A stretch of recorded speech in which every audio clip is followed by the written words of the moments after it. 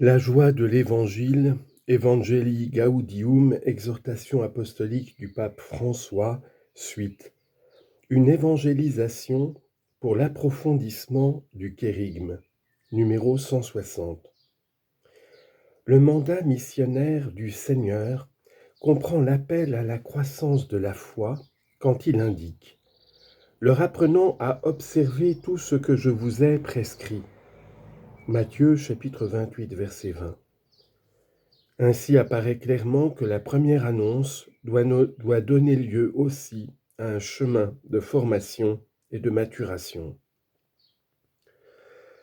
L'évangélisation cherche aussi la croissance, ce qui implique de prendre très au sérieux chaque personne et le projet que le Seigneur a sur elle.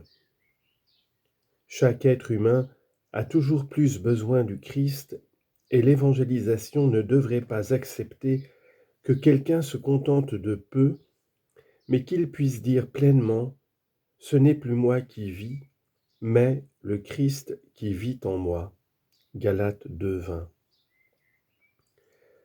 Il ne serait pas correct d'interpréter cet appel à la croissance exclusivement ou prioritairement comme une formation doctrinale.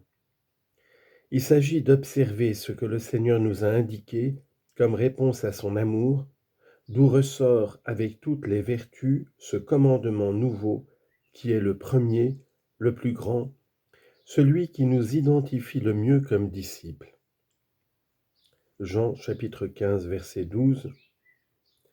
Voici quel est mon commandement, vous aimez les uns les autres comme je vous ai aimés. Il est évident que lorsque les auteurs du Nouveau Testament veulent réduire à une dernière synthèse, au plus essentiel, le message moral chrétien, ils nous présentent l'incontournable exigence de l'amour du prochain. Celui qui aime autrui a de ce fait accompli la loi. La charité est donc la loi dans sa plénitude. Romains chapitre 13, versets 8 et 10.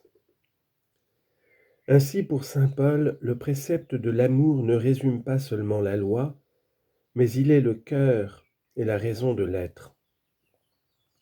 Une seule formule contient toute la loi en sa plénitude, tu aimeras ton prochain comme toi-même. Galates chapitre 5, verset 14.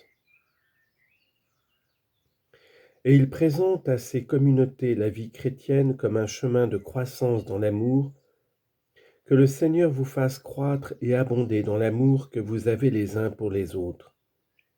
1 Thessaloniciens 3, 12. Aussi saint Jacques exhorte les chrétiens à accomplir la loi royale suivant l'Écriture, tu aimeras ton prochain comme toi-même, alors vous faites bien. Chapitre 2, verset 8. Pour n'enfreindre aucun précepte. D'autre part, ce chemin de réponse et de croissance est toujours précédé du don, parce que cette autre demande du Seigneur le précède, les baptisant au nom du Père et du Fils et du Saint-Esprit. Matthieu 28, 19. L'adoption en tant que fils que le Père offre gratuitement est l'initiative du don de sa grâce. Confère Éphésiens chapitre 2 versets 8 et 9 et 1 Corinthiens chapitre 4 verset 7. Sont la condition de la possibilité de cette sanctification permanente qui plaît à Dieu et lui rend gloire. Il s'agit de se laisser transformer dans le Christ par une vie progressive selon l'Esprit. Romains 8, 5. Une catéchèse kérygmatique et mystagogique. L'éducation et la catéchèse sont au service de cette croissance. Nous avons déjà à notre disposition différents textes magistériels et matériaux sur la catéchèse offerts par le Saint-Siège et par les différents épiscopats. Je rappelle l'exhortation apostolique Catechesi Tradendae de 1979, le Directoire général pour la catéchèse de 1997 et d'autres documents dont il n'est pas nécessaire de répéter ici le contenu actuel.